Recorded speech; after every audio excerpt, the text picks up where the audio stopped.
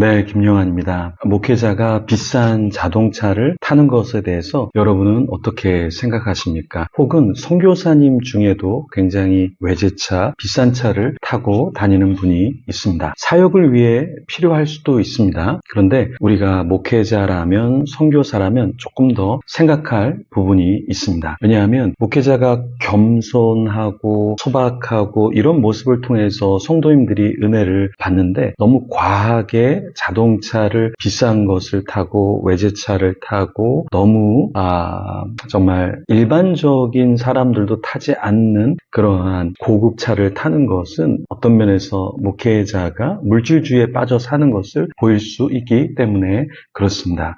목회자가 보일 덕목 중에 몸소 실천해야 될 것 중에 하나가 무엇입니까? 물질주의에 빠져 사는 것이 아니라 정말 이 시대를 역행해서 예수님의 모습을 더 보여주는 것, 그것이 우리 안에 있어야 되겠죠. 그것을 바로 우리는 청지기 정신이라고 하죠. 성경에서는 우리에게 무엇을 이야기합니까? 우리가 가진 물질을 잘 관리하라 라고 이야기하죠. 그럼 이렇게 이야기할 수 있을 거예요. 아니, 교회에서 그렇게 주니까 타는 거 아니냐. 교회에서 준다고 하더라도 조금 더 단계를 낮춰서 우리가 타면 더 좋겠죠. 왜냐하면 교회 안에는 가난한 사람들이 있잖아요. 교회 안에는 자가용이 없는 사람도 있잖아요. 그런데 교회 목사님이 너무 좋은 차를 타는 걸 보면 정말 존경하다가도 실족할 수 있습니다. 성경에서는 실족, 시험에 들게 하는 것이 굉장히 안 좋다라고 이야기를 하죠. 음식을 먹는데도 실족하는 사람이 있다고 로마서의 14장에 보면 그런 이야기를 하잖아요. 그럴 때 약한 자, 믿음이 약한 자가 누구예요? 그걸 받아들이지 못하는 자가 믿음이 약한 자잖아요.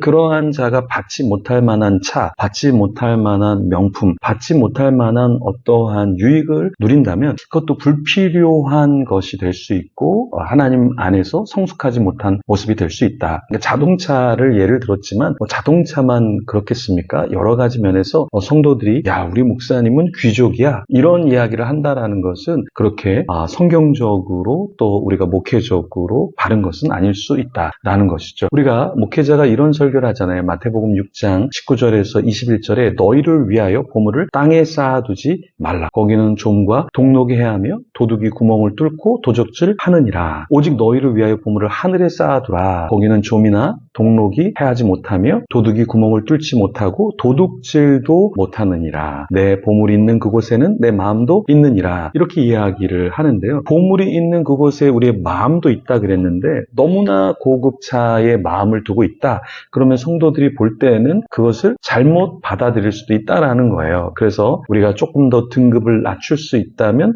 등급을 낮춰서 우리가 자동차를 사고 타면 굉장히 좋다라는 것입니다. 교회 안에, 선교지 안에는 수많은 사람들이 있어요. 그런데 그 사람들이 함께하는 공동체 지체들인데 그들의 마음을 어렵게 하면서 호화스러운 생활을 하는 듯 그렇게 보이는 것도 성숙한 것은 아닐 것이다. 그래서 교회에서 주니까, 선교회에서 제공하니까, 그런데 그것을 제공하더라도 받고 다시 조금 더 낮은 단계로 하면 더욱더 성숙하지 않을까요? 디모데전서 3장 2절에서 3절에 이렇게 말합니다. 그러므로 감독은 책망할 것이 없으며 한 아내의 남편이 되며 절제하며 신중하며 단정하며 나그네를 대접하며 가르치기를 잘하며 술을 즐기지 아니하며 구타하지 아니하며 오직 관용하며 다투지 아니하며 돈을 사랑하지 아니하며. 감독, 그러니까 교회나 선교지에서 선교사로 우리가 살아갈 때 돈을 사랑하지 아니하는 것, 그 모습을 우리도 보여주어야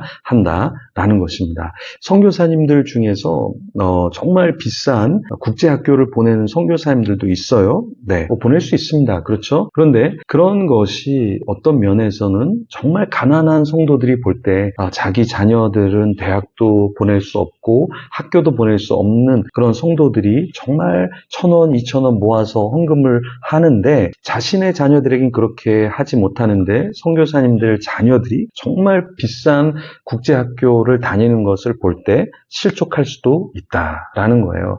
그래서 그런 부분도 우리는 염두에 두어야 한다라는 겁니다. 우리가 설교할 때, 선지자적인 메시지를 전할 때 메시지만 전하는 것이 아니라 메신저의 삶에서 우리가 너무 과하진 않는가, 여기에 있는 현지인들, 선교사님이 계신 계신 그 현지에 사람들이 어떻게 살아가고 있는가, 혹은 또 파송해주고 함께하는 사람들이 방문했을 때 정말 놀라지 않을 정도로 우리가 살아야 되지 않을까. 어떤 선교사님은 단기팀이 올 때 굉장히 오래되고 낡은 자동차 이런 것을 운전하고 그런 팀이 없을 때는 굉장히 좋은 차를 다닌다 이런 이야기도 듣습니다. 그러면 이중적인 모습이지 않을까. 정말 당당하다면 평소에 타는 차를 몰고 단기팀이 오든 혼자 생활하든 그렇게 하면 되지 않을까요? 또 어떤 목회자는 또 보여주기식, 앞에서는 티코를 타고 다니는데 뒤에서는 다른 외제차를 주차해 놓고 또 그 차를 타고 다니는 그런 목회자도 있다, 이런 이야기도 들었습니다. 여러분,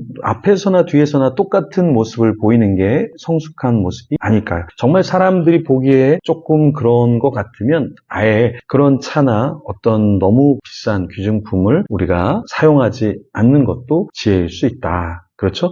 여러분은 이 부분에 대해서 어떻게 생각하십니까?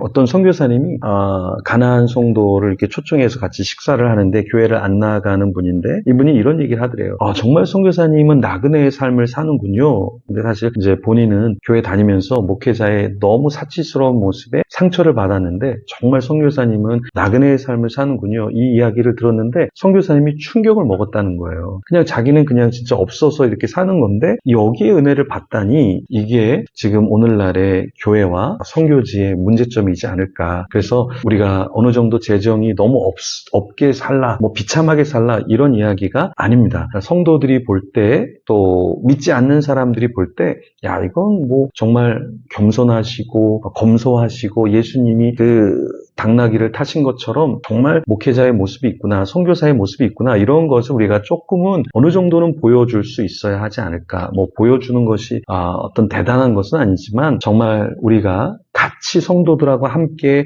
선교지의 현지인들과 함께 사는 우리로서 너무 과하지 않아야 한다라는 것입니다. 어떤 선교사님은 계속 건물만 지으면서 선교 편지를 보내고 후원금과 어떤 건축원금을 이렇게 갈취하듯이, 갈취는 아니지만 어쨌든 이렇게 후원 받으면서 계속 이렇게 재정을 쌓는 분들도 있는데 이런 부분도 조금은 문제일 수 있겠죠. 목회자가 요즘에 은퇴하지 않는데 은퇴해야 합니다. 그런데 선교지에 있는 선교사님들도 이제는 본인이 후원받아서 쌓았던 그런 건물, 그런 땅, 이런 것도 다 현지인이나 다음 사역자에게 좀 물려주고 은퇴를 해야 하지 않을까요? 좋은 것들 누릴 필요가 있지만 너무 과하게 누리는 것도 문제가 될 수 있습니다. 선교지에서 또 선교사님이 잘 사는구나, 예수님 믿으면 잘 사는구나, 그럼 보여줄 필요가 있죠. 그런데 너무 과하게 보여주는 것은 과한 것이다. 이것을 잊지 않으면 좋겠습니다. 여러분은 어떻게 생각하시나요?